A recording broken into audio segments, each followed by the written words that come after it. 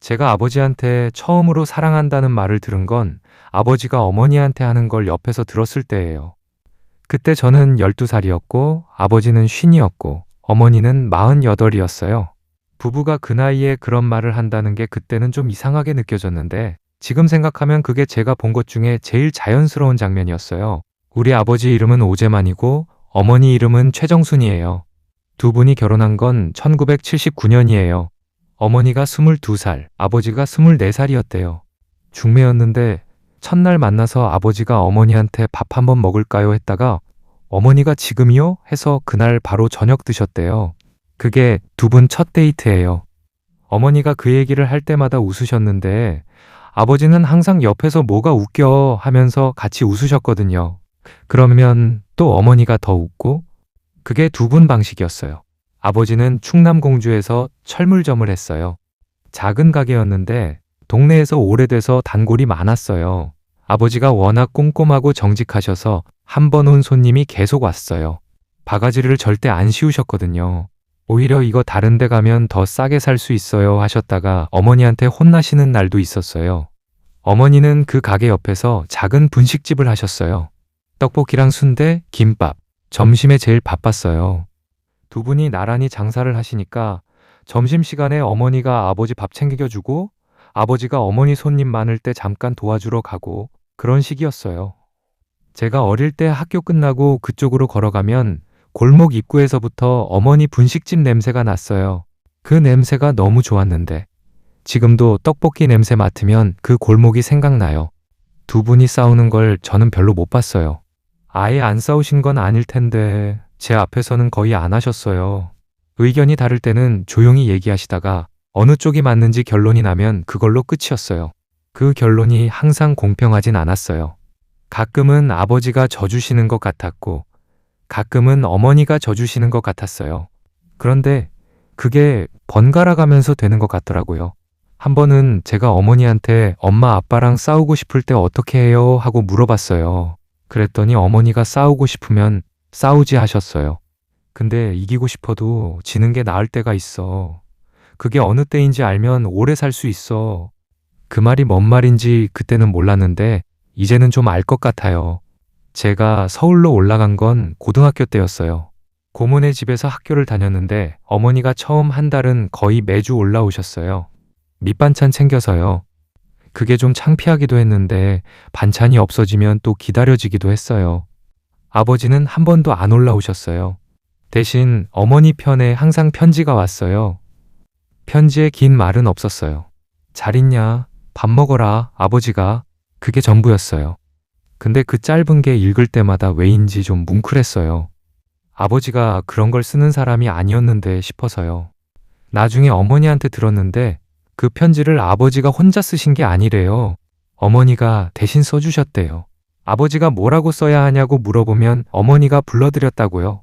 잘 있냐? 밥 먹어라, 아버지가. 그걸 어머니가 불러드린 거예요. 저는 그 얘기 듣고 한참 웃었어요. 근데 웃다가 조금 울었어요.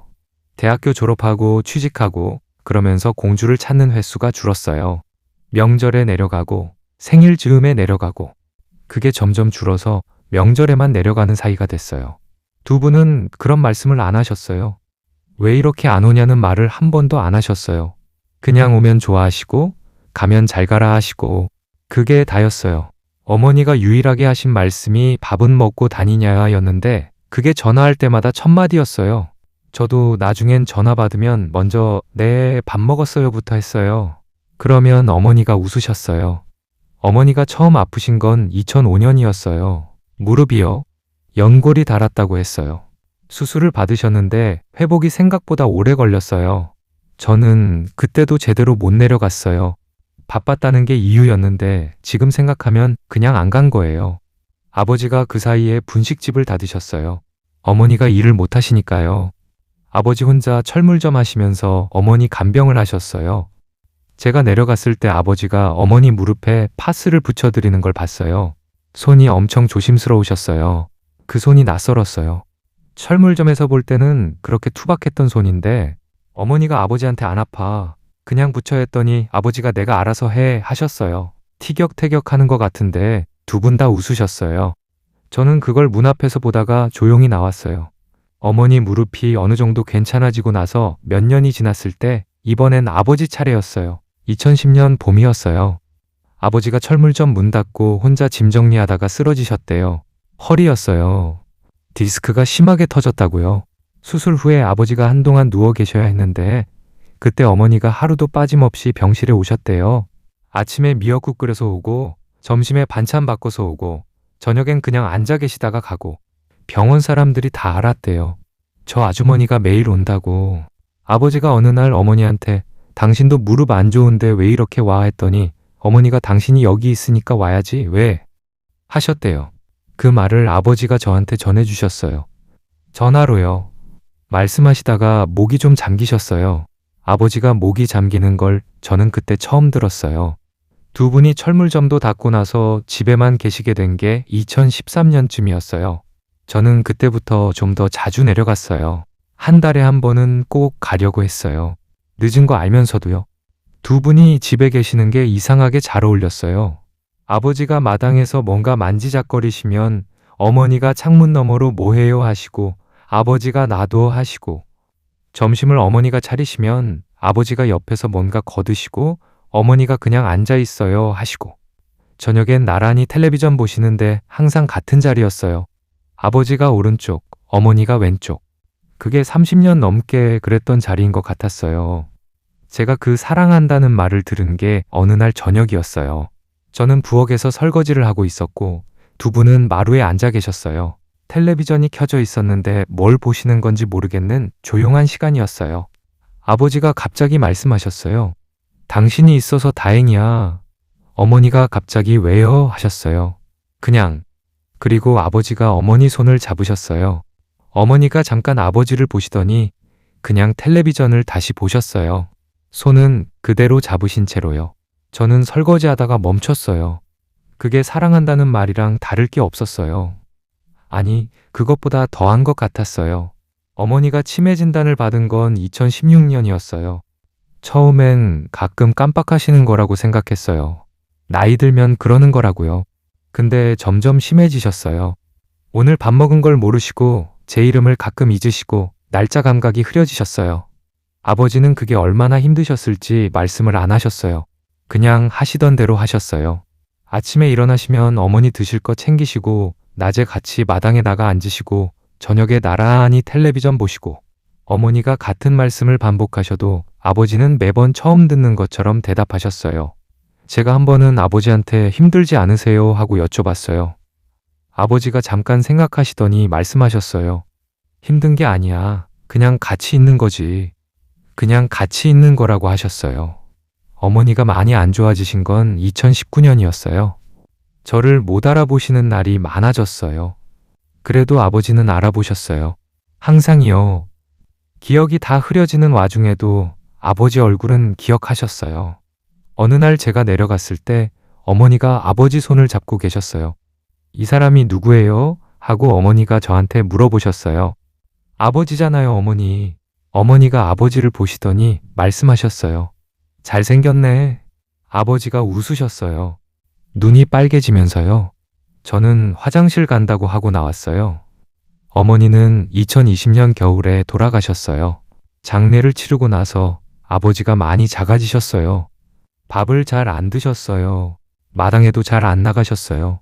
텔레비전은 켜놓으시는데 보시는 건지 모르겠었어요. 오른쪽 자리에만 앉아 계셨어요. 왼쪽은 항상 비어 있었어요. 저는 그게 너무 마음이 쓰여서 자주 내려갔어요. 하루는 아버지랑 둘이 저녁을 먹는데 아버지가 밥을 드시다가 말씀하셨어요. 오늘 날씨 좋더라? 네, 맑더라고요. 엄마가 이런 날 좋아했는데. 그게 다였어요. 저는 밥을 더 먹지 못했어요. 아버지는 그 뒤로 가끔 그러셨어요. 날씨가 좋은 날, 밥이 맛있는 날, 텔레비전에서 뭔가 재밌는 게 나오는 날, 엄마가 이런 거 좋아했는데, 엄마가 이런 날 좋아했는데, 엄마한테 보여주고 싶다. 그 말들이 짧았어요.